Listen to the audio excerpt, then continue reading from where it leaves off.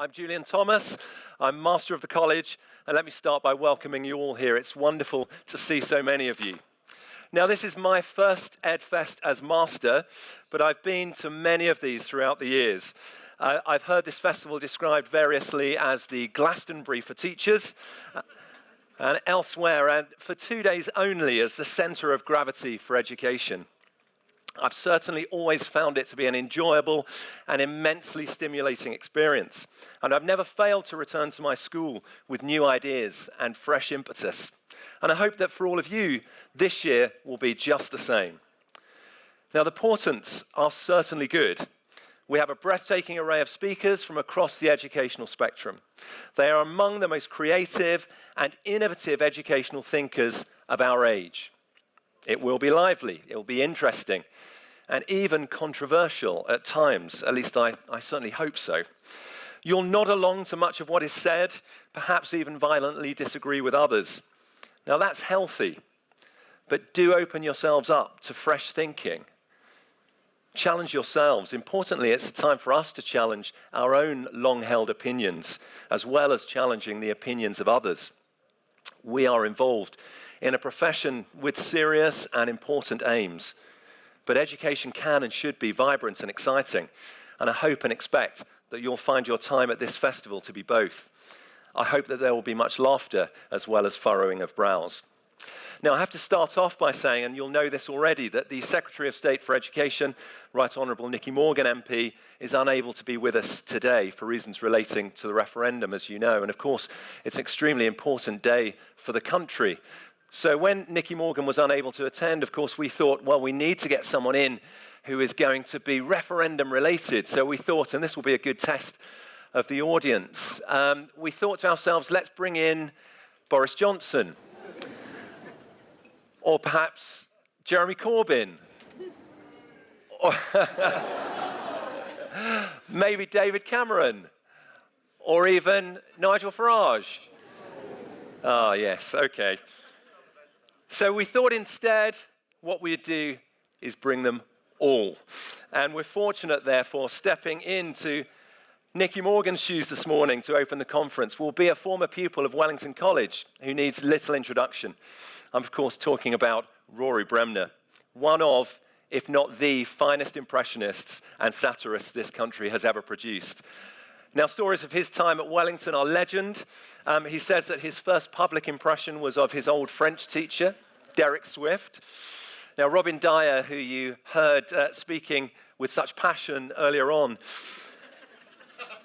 was around during Rory's school days and remembers him very well. He remembers the havoc that he would wreak by impersonating teachers and students before ducking behind one of the many pillars at Wellington and watching the glorious aftermath of his comments. I'll say nothing more, mainly because I fear that he'll start to pick up on my own voice and mannerisms, but can I just say how lucky we are to have him here today. Thank you so much, Rory, for coming. Ladies and gentlemen, Mr. Rory Bremner.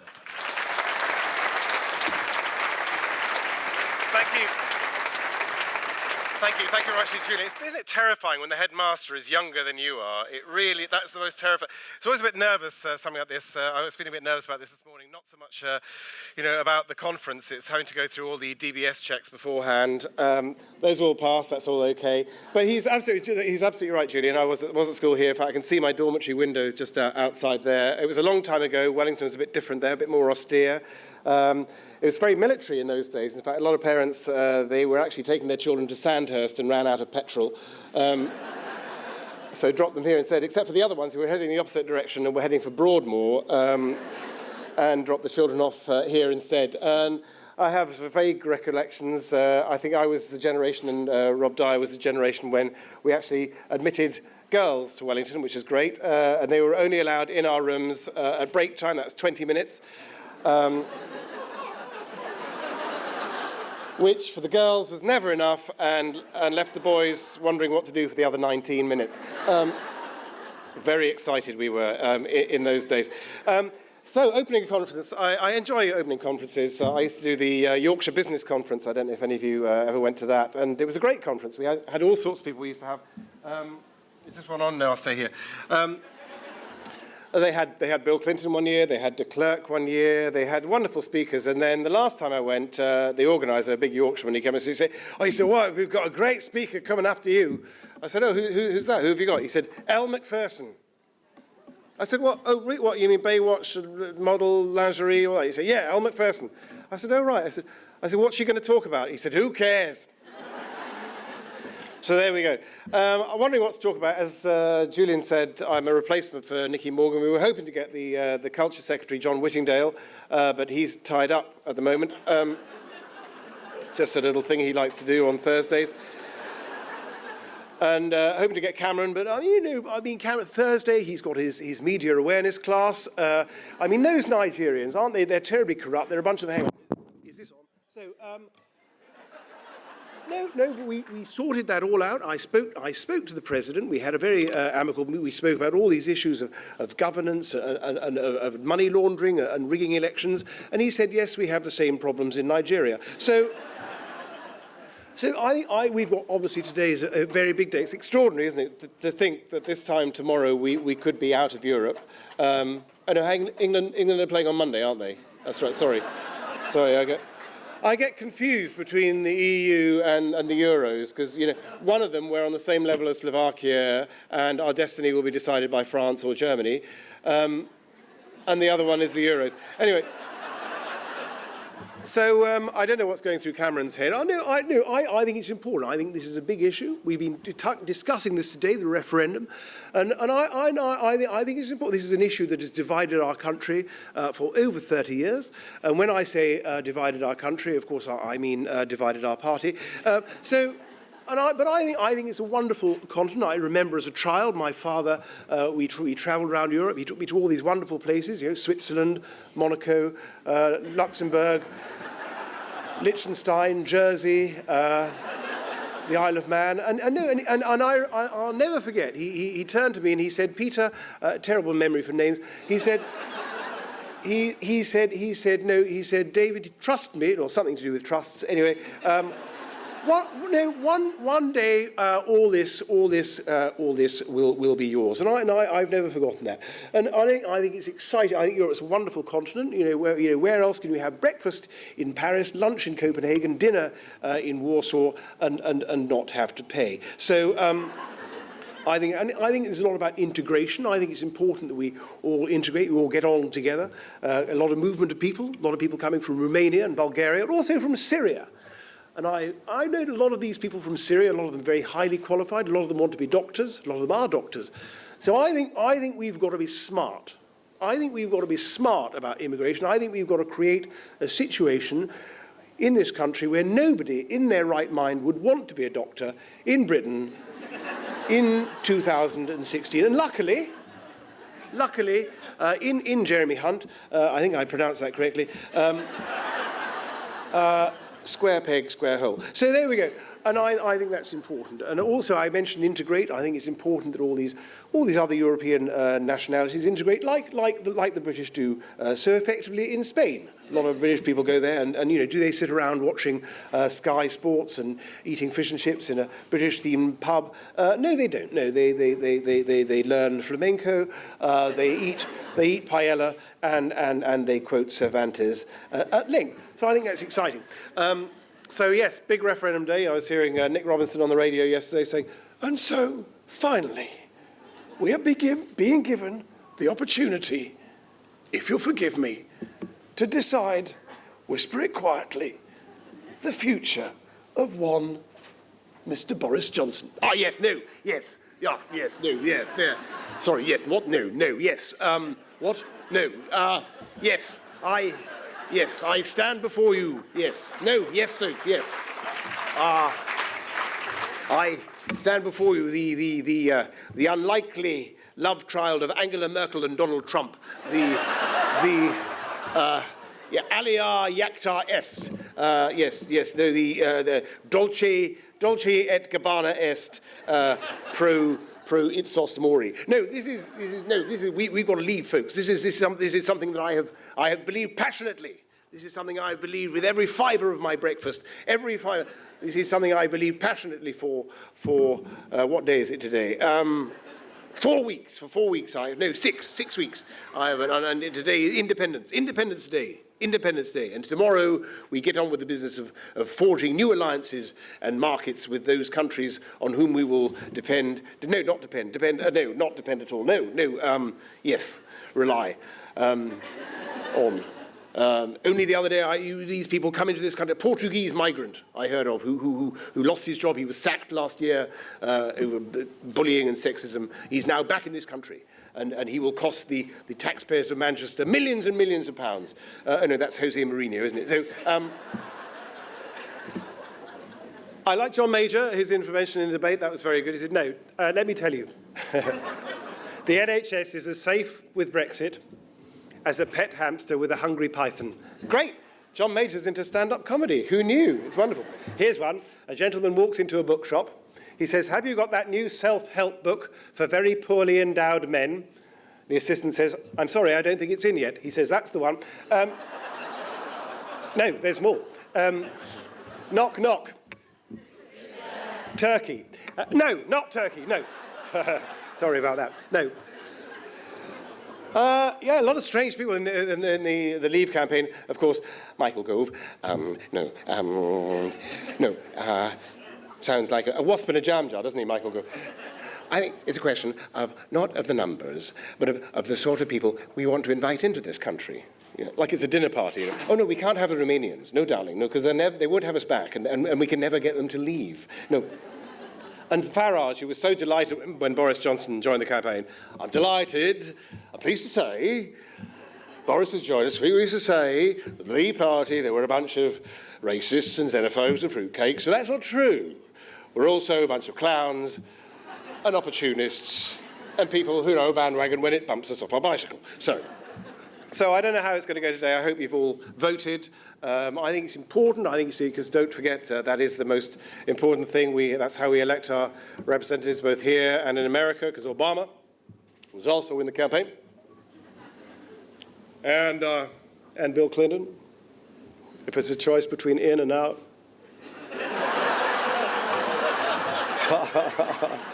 Let me tell you. And Barack Obama, who speaks very slowly in sentences of 5 words, occasionally 2, sometimes even 3, in extreme circumstances, 1, who speaks very slowly, with great authority, and occasionally sounds like Kermit the Frog. Halfway down the stair is the stair where I sit. There isn't any other stair quite like it. It's not at the bottom. It's not at the top. But that is the stair where I like to stop. So bear that in mind. I mentioned very few qualifications. I was here, of course, many, many years ago.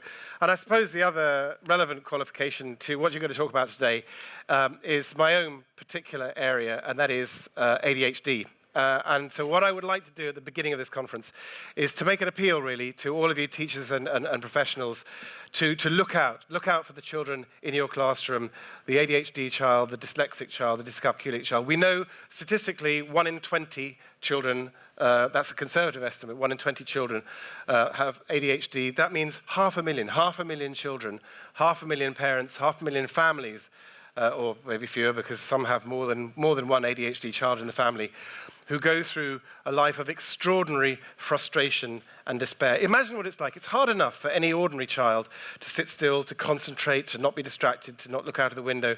But for an ADHD child, it's almost impossible. Imagine yourself on your worst ever day. You're in the office, it's an open plan office, everyone else is rushing around doing things, that's distracting, you've got your computer on, Instagram is coming up, Facebook is coming up, music is being played, the phones are ringing, everything is just going on, and you're also under stress. You've got a deadline. Are you going to perform well under those circumstances? No, it's going to be very, very difficult. That's what it's like in an ADHD brain all the time. So it's not surprising that it is so difficult to concentrate, so difficult to focus, and that leads to frustration and despair. And that's, a lot of people say, well, ADHD, they're naughty children. Yes, there are naughty children. But ADHD, a lot of that behavioral, that behavior comes out of frustration and despair, of constantly feeling that you're stupid, constantly feeling that you're failing, not being engaged by what's going on in the classroom. And also, there are other things going on as well. We know that 2/3 of children with ADHD will have another disorder happening as well, whether it's dyscalculia, dyslexia, dyspraxia, Asperger's, all these other different learning difficulties. 2/3 will have another of those. 1/3 of people with ADHD will have 2 or more of those things going on. Imagine having to cope with all of those. So that means there's a lot of anxiety, a lot of depression. 40% of children with ADHD will suffer anxiety and depression. 1 in 5 will attempt suicide before the age of 18. And yet, these are the most creative, the most positive, the most energetic people. Think who we have in our public life now that we know about. will.i.am, Justin Timberlake, Michael Phelps, Lewis Smith, the gymnast, Richard Branson, all these people that we know about, and a lot, I'm sure Boris is ADHD. I'm absolutely convinced. No, I mean, you can't be that all over the place and not be ADHD. I put it to you today, folks. I out Boris as a, no, well, yes. No, I am an outer. I've left. No. But they are out there. In my own personal life, it is, it's what I call it my greatest friend and my worst enemy. My worst enemy in the sense that it does make organizational things difficult. I'm always forgetting things. I'm always taking on too much. I'm always trying to do too much. But it's my best friend in the sense that it allows me to make those jumps, those leaps, which for a comedian are very useful, those logical jumps and those thinking out of the box. But ordinarily, imagine if you're going into John Lewis or Curry's or something, and all these televisions are showing different programs. That's what it's like with ADHD. Your brain is darting all over the place, a bit like a pinball, whatever. It's hard for me I can hear singing in the background. That's all I can think about. I'm thinking, keep talking, ignore, block out the noise in the background, block out the singing in the background. But sometimes you have an ability to hyper-focus. You can shut all those other televisions out, all those other conversations out, the singing out, and concentrate on what you're supposed to be doing. What I'm saying is please look out for those children, because if a child is not noticed, not diagnosed with ADHD, if it's not picked up, it's very easy to be excluded from class, to be seen as disruptive. You're excluded from class, and then that escalator starts, that move from classroom to courtroom, falling into trouble with the law. We know that 90% of people in our prisons have a mental disorder of one sort or other. That was an ONS study from 2000. But in a recent meta-analysis, 30% of people in young offenders institutions diagnosably have ADHD, and 35% of people in our prisons. Just think, 1/3 of our prison population with undiagnosed ADHD. This is something worth championing. This is something worth looking out for, and there is so much that you can do. So if I can begin the conference having, I hope, warmed you up and entertained you a little bit, not perhaps quite as entertaining as Elle Macpherson, but there's a reason for that. If I can concentrate your minds not only on the higher achievers, but on those who find it difficult. And here, guess what?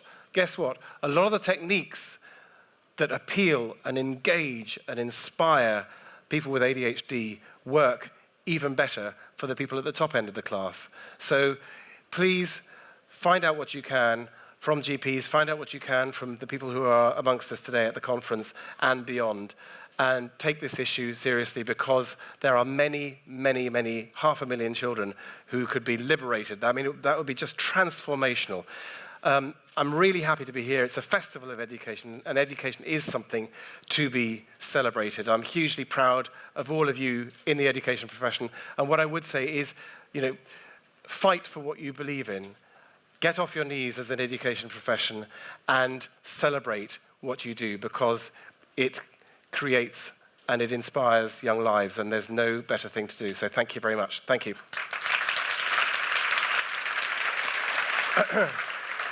Thank you so much. I can't think of a better way to have started this conference. It was amusing, and of course, it has got us all thinking. Well, Nicky Morgan. Yeah. No, maybe Elle Macpherson. So we've got some time for some questions. Can I just kick off? This is you spoke with great passion. This is clearly coming from experience.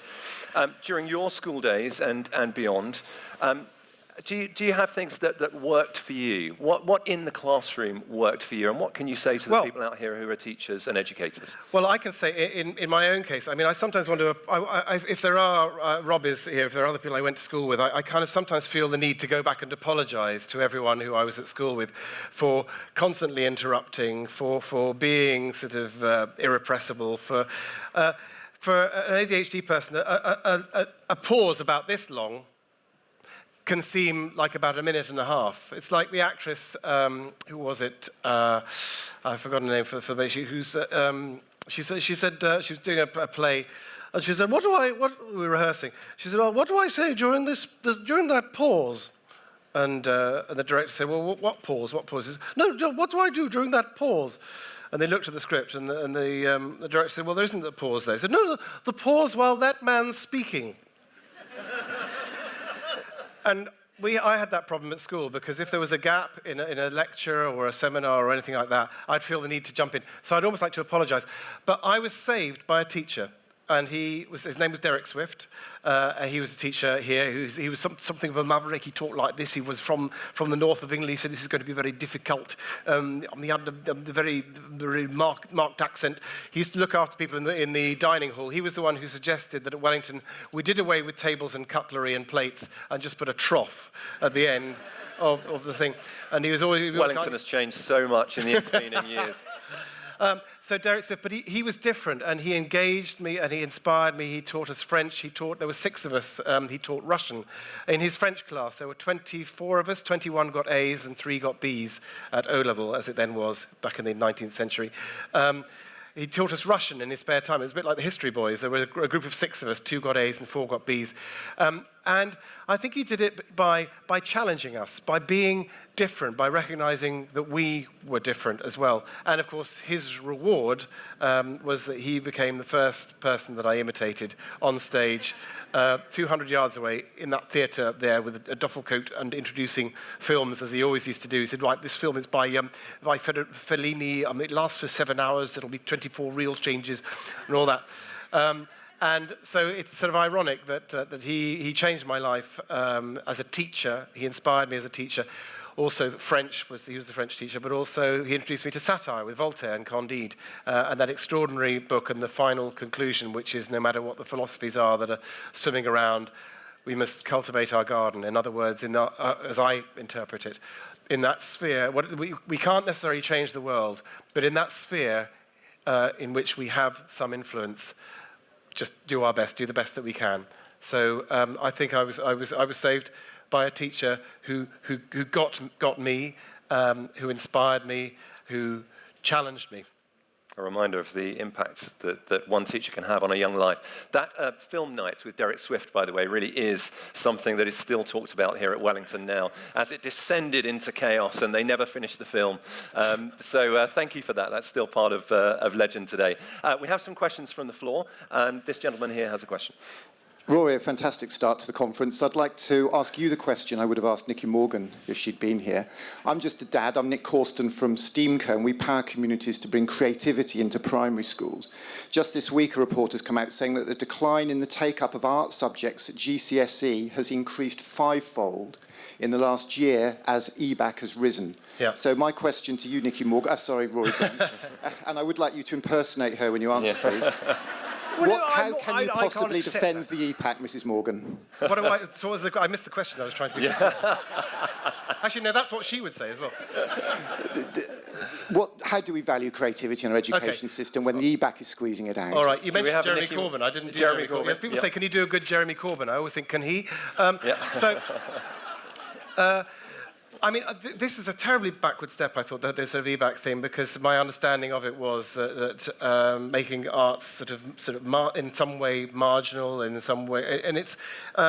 I mean, there were many, many things that I can't forgive Michael Gove and that regime for, and I'm sure a lot of people agree, some maybe disagree.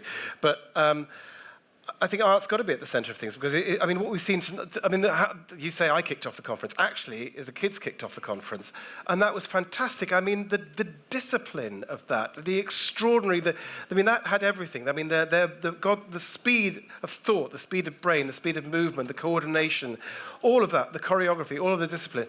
You know, let's not lose that. Let's value that. And we do need, of course, you know, maths is important, of course it is. But to champion that at the expense of everything else, I think, is an extraordinary narrow view of education. I think it does actually fundamentally question what education is about. I mean, what are we? Why are we educating people? It's not just to go through hoops. It's not just to pass exams. It's to have, to engage with the world at whatever level that is. Oh.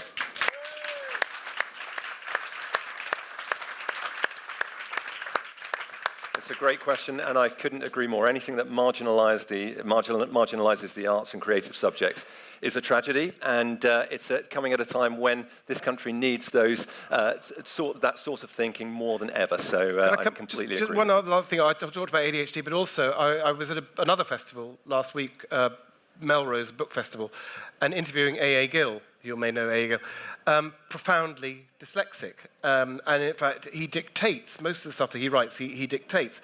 Because and his children, of course, because like ADHD, there is a big hereditary thing. In fact, you know, I think it's something like 80% hereditary and 20% is down to some kind of trauma or other as the sort of causes, if you like, of ADHD. Not the causes, but, you know, the environment of ADHD. So A.A. Gill, profoundly dyslexic, he went to a school, a special school in Letchworth, and at the end, when he finished, the headmaster said, I don't think I've had anybody in this school who has spent more time in detention than you have. And Adrian Gill remembers thinking at the time, well, that says more about you than it does about me. If your idea of educating me was shutting me in a room and excluding me, then, you know, what did you know about that? It's about, I mean, there is so much that people can contribute. And as I say, I mean, I think they're often the most creative. Jackie Stewart, as an example, world motor racing champion, 3 times, 69, 71, 73. He can remember all of the braking distances, all of the gear changes on all the circuits, all of that information in his brain. But he could not stand here and recite the alphabet.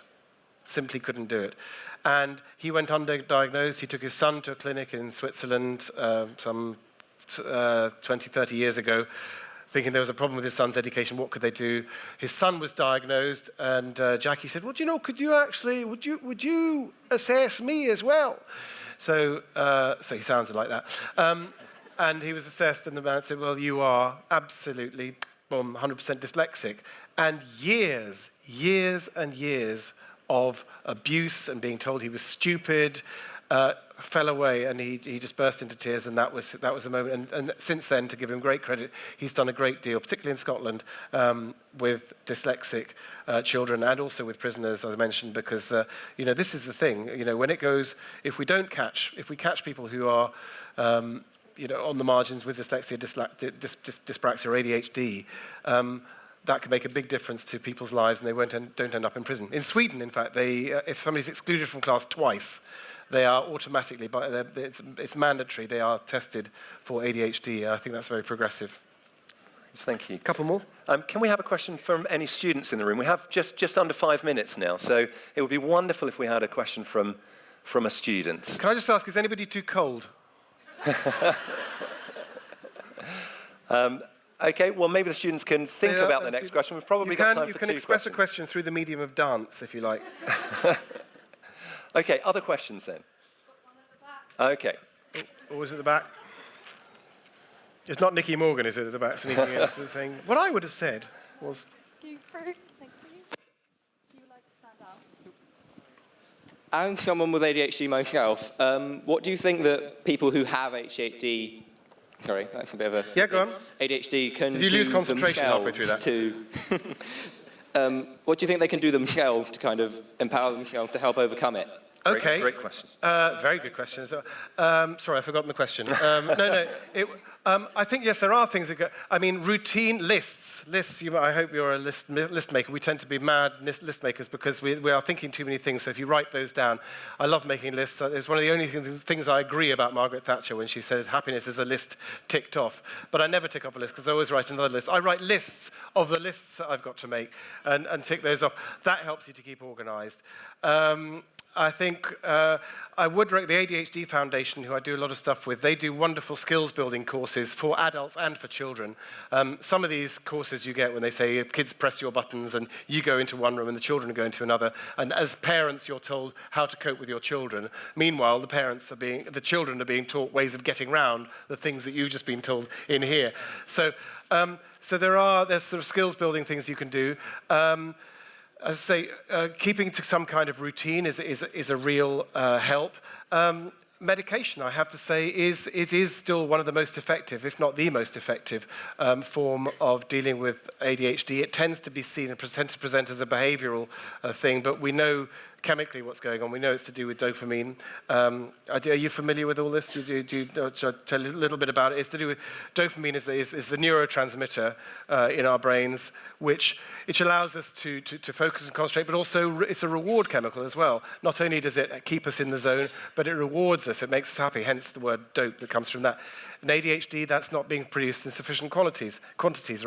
So children will tend to be hyperactive because it's like trying to rev yourself up to the same speed as the others.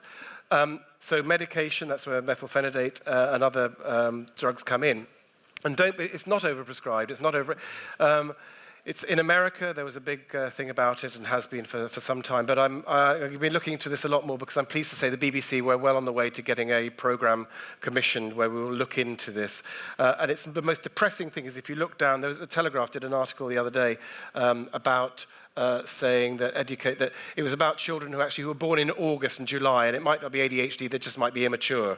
And the headline just said, ADHD overprescribed, it's just immaturity, something along those lines. And you felt that was just so missing the point. It's useful for people to know if the children, if they're born in July and August, that may very well factor into your assessment of the pupil. But to say, no, it's just immaturity. And then you follow the thread down and people saying, we never had it in my day, it was just a clip round the ear.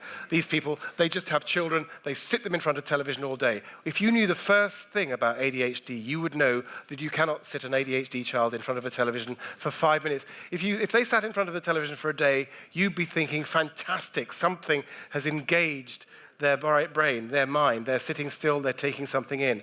And also, CBT, cognitive behavioural therapy, which is very, very effective. I talk to somebody once a week, still myself now, and it really helps to straighten things out, to work things out. And in fact, CBT is still recommended under NICE guidelines, but unfortunately, commissioners say that they can't afford it, and that's wrong. Commissioners need to take another look at this, they really do, because the whole point of what I'm saying is that there's a multimodal approach to ADHD in which routine, skills building, therapy, counselling, medication, peer groups all play a part.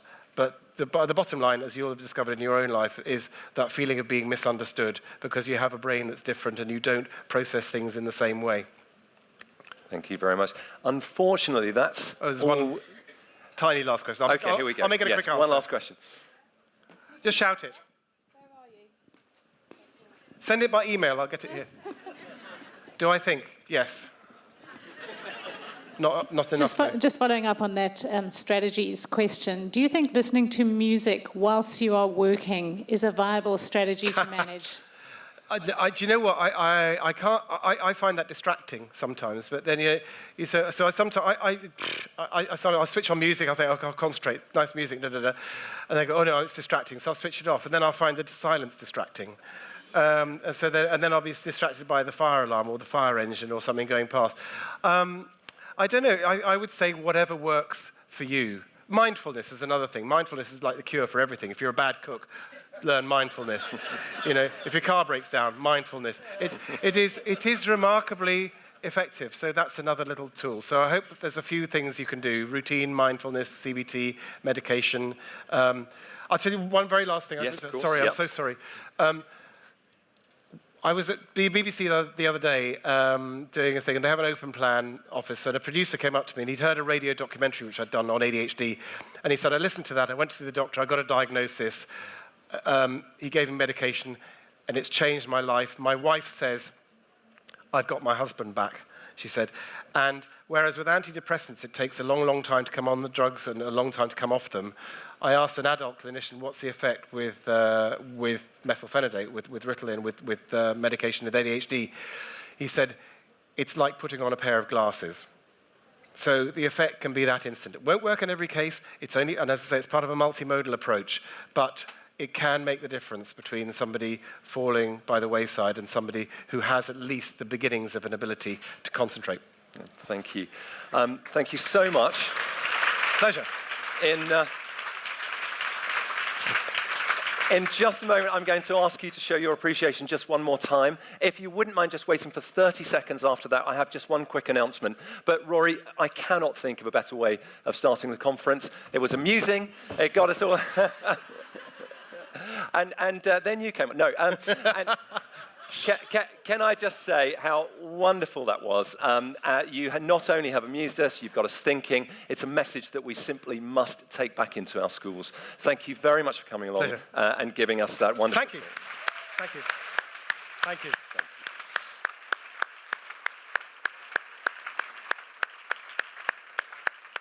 So, what a brilliant start. Just can I say, a conference like this, a festival like this simply couldn't happen without our headline sponsors. So could I just draw your attention to one of our sponsors, Microsoft, who have taken over the library today. There are opportunities for CPD in there, gaining certificates and so on. If you do get the opportunity, please do nip into the library. It should be a wonderful occasion. So thank you very much, and do have a very enjoyable day and the rest of the festival as well. Thank you.